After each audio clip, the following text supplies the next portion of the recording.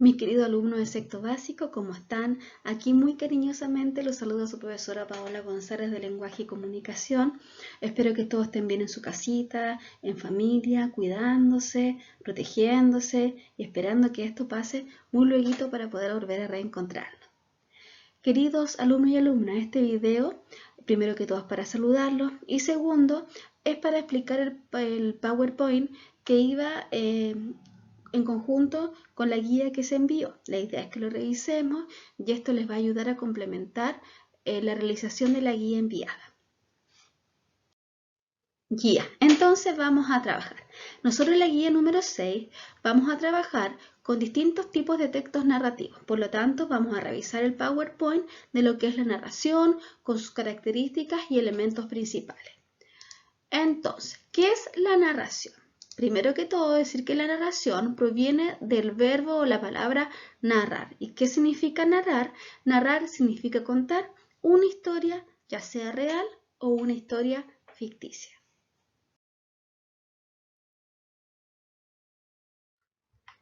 Recién dijimos que narrar significa contar una historia real o ficticia. ¿Pero cuál es la diferencia entre lo real y lo ficticio? Lo real es mundos cercanos a nuestra propia, como dice su propio nombre, realidad. Mundos cotidianos que vivimos diariamente, como por ejemplo, si contamos una historia que está basada en la playa, con nuestros amigos, con nuestros familiares, con nuestros compañeros. ¿Por qué? Porque está cercano a lo que vivimos comúnmente, diariamente. En cambio, la ficción son mundos creados, diferentes, que están lejanos a nuestra realidad. Por ejemplo, si contamos una historia de un castillo en el espacio, es un mundo de ficción, porque no está cercano a la realidad, a lo que vivimos cotidianamente. Un aspecto importante que nosotros tenemos que saber distinguir en la narración es la diferencia entre el autor y narrador. Vamos a comenzar con el autor. ¿Quién es el autor? El autor es quien escribe obras narrativas. Este autor va a crear un mundo con personajes, con acciones, con ambientes, con tiempos. El autor crea el mundo narrativo para poder contar su historia. Pero el autor no va a crear solo un mundo, también va a crear un narrador que va a contar este mundo creado. Entonces, el narrador es un ser creado por el autor para contarnos o narrarnos esta historia o este mundo de ficción creado por el autor. En la narración nosotros vamos a encontrar diferentes elementos que forman este mundo narrativo. ¿Cuáles son estos elementos? El narrador, los personajes, los acontecimientos, el tiempo y el espacio. A continuación vamos a ver cada uno de estos elementos. El primer elemento de la narración es el narrador. Como lo dijimos anteriormente, ¿quién es el narrador? El narrador es un ente, un ser creado por el autor. ¿Para qué? Para que nos cuente o nos narre la historia.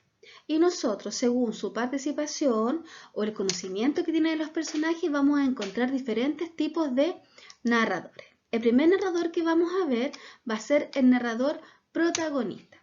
Y tal como lo dice su nombre, este tipo de narrador, ¿qué pasa? Él es el protagonista de la historia.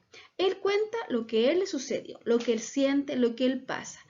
La historia gira en torno a él. Vamos a ver un ejemplo de este tipo de narrador que dice: ha venido Angélica esta tarde y he vuelto a perder tontamente más de media hora de estar con ella.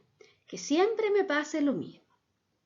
¿Por qué es un narrador protagonista? Porque está contando lo que a él le pasó, lo que él siente. Otro tipo de narrador que vamos a ver es el narrador omnisciente.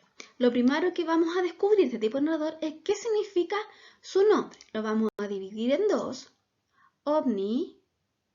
¿Y qué significa omni? Omni significa todo. Y siente. ¿Y qué significa siente? Conocimiento. O sea que él todo lo conoce, todo lo sabe. Pasado, presente, futuro, sentimientos, emociones, sensaciones, todo. Por eso este tipo de narrador lo vamos a asociar con un Dios, porque él todo lo conoce, él todo lo sabe. Y vamos a ver el ejemplo que dice: giró y comenzó a nadar hacia la playa, a chapotear más bien con desesperación, y de pronto rogaba a Dios que la salvara. Entonces ahí está narrando una historia, pero está también contando qué sentía, estaba desesperada, y también está contando lo que ella pedía, que Dios la salvara. Entonces el narrador omnisciente todo lo conoce, todo lo sabe. Y el último tipo de narrador que vamos a ver es el narrador de conocimiento relativo. Como su propio nombre lo dice, ¿qué significa relativo? Que conoce muy poquitito, solo algunas cosas, no todo. A este tipo de narrador lo vamos a asociar con una cámara de video. ¿Por qué? Porque él narra solamente acciones, hechos, acontecimientos. Él no conoce ni pasado, ni presente, ni futuro, ni sentimientos, ni emociones. Se asocia con la cámara de video porque si ponemos arriba, ¿qué va a grabar? Solo acciones. El alumno escribe, el alumno abre el cuaderno, pero no nos va a contar qué está sintiendo o qué está pensando el alumno, ni nos va a contar qué va a pasar más adelante con él, ni qué pasó antes. Solamente acciones, lo que ve en ese momento. Vamos a ver un ejemplo que dice: cerraba los ojos y caminaba ciego hasta una puerta. La abría y al abrirla abría también los ojos. El juego era adivinar si el enfermo era hombre o mujer y si era quebrado o no. Aquí solamente se nos está narrando o contando acciones. ¿Cómo era el juego? ¿Qué hacían? Pero no se está involucrando ni hechos, ni sentimientos, ni emociones, ni nada más allá. Solamente hechos. Ya, entonces ahora vamos a hacer una actividad, ya, donde vamos a leer diferentes narraciones, breves narraciones, y ustedes van a distinguir en cada una de ellas el tipo de narrador que ahí tenemos. Vamos a la primera narración que dice: el hombrecito vestido de gris hacía cada día las mismas cosas. Se levantaba al son del despertador, al son de la radio, hacía un poco de gimnasia, tomaba una ducha que siempre estaba bastante fría. ¿Qué tipo de narrador encontramos ahí? Lean ustedes nuevamente y piensen. Lo revisamos en un ratito.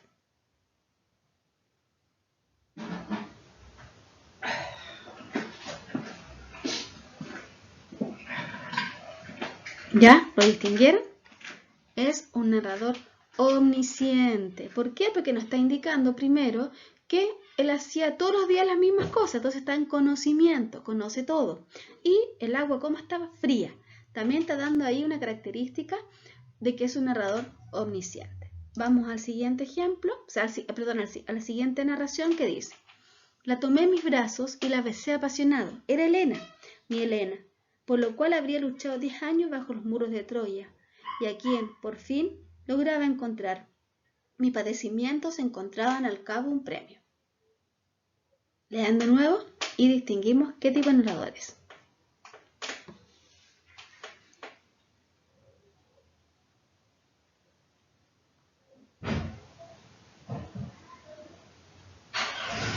Bien, ahí es un narrador protagonista, está contando su propia historia. Y vamos al último ejercicio, que dice: él no contestó, entrado en el bar. Él pidió un whisky con agua, ella pidió un whisky con agua. Él la miró, ella tenía un gorro de terciopelo negro apretándole la pequeña cabeza. ¿Ahí? ¿Qué tipo de narrador hay?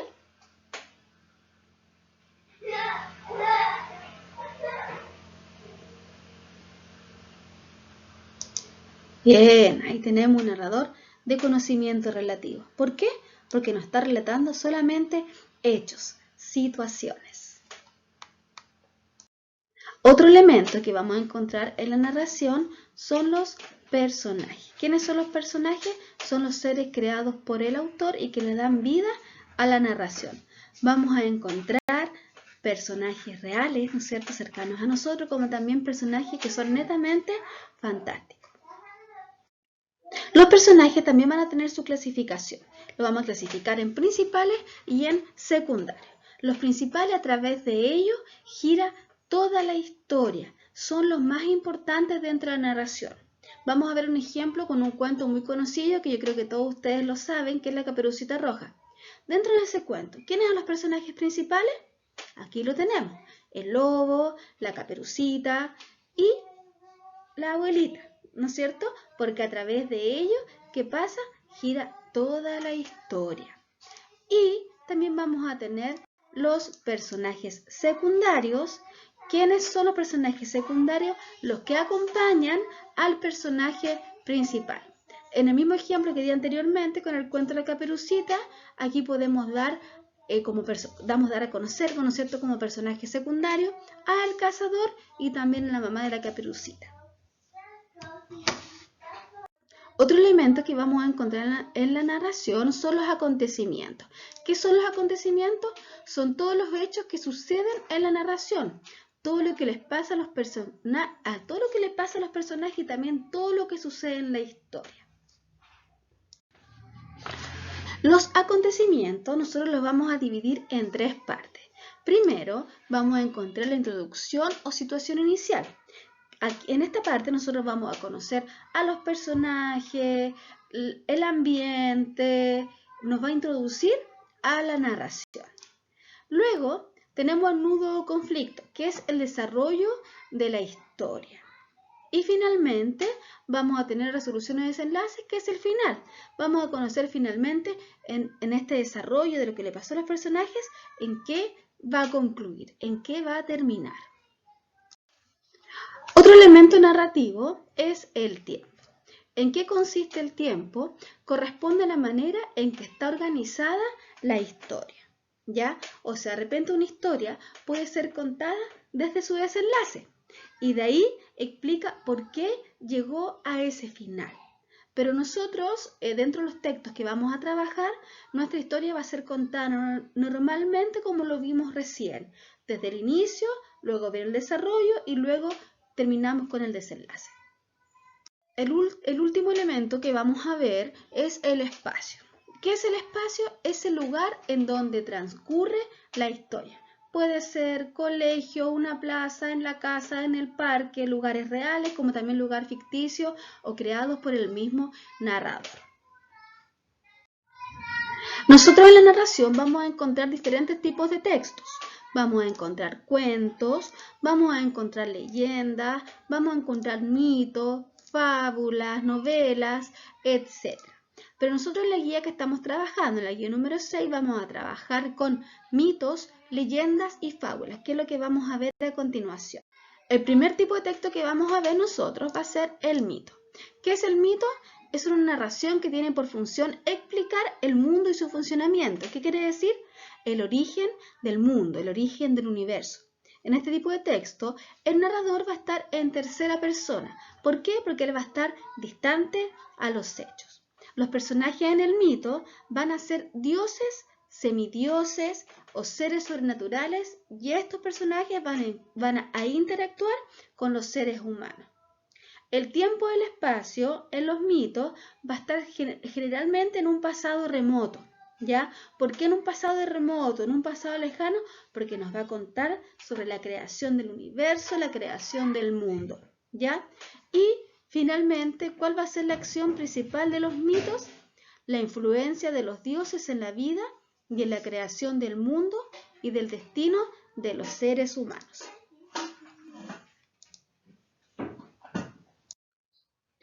Otro tipo de texto que vamos a trabajar es la leyenda. ¿Qué es la leyenda? Es una narración que tiene por función relatar un fenómeno o hecho o tradición con intervención de sucesos maravillosos. Aquí vamos a ver cuál es la diferencia que se establece con el mito. El narrador en una leyenda está en tercera persona, aunque algunas veces también puede ser testigo o incluso protagonista de la propia historia. Los personajes, a diferencia del mito, acá son seres reales y a veces se ven enfrentados a seres sobrenaturales. Recuerden que en el mito los personajes eran dioses. El tiempo también sucede en un tiempo remoto, aunque algunas veces también puede ser en tiempos actuales. Ustedes conocen algunas leyendas, recuerdan como la Llorona, el Trauco, el Caleuche, son algunas leyendas que son tradiciones y que nosotros conocemos. Y la acción son seres reales que enfrentan tareas muy difíciles, prodigiosas o misteriosas. Entonces, la diferencia del mito y la leyenda es que el mito nos va a narrar una historia sobre el origen del mundo. En cambio, la leyenda nos va a contar sobre el origen de un fenómeno o hecho sobrenatural. El último texto que vamos a trabajar ahora va a ser la fábula. En la fábula se relata una historia ficticia.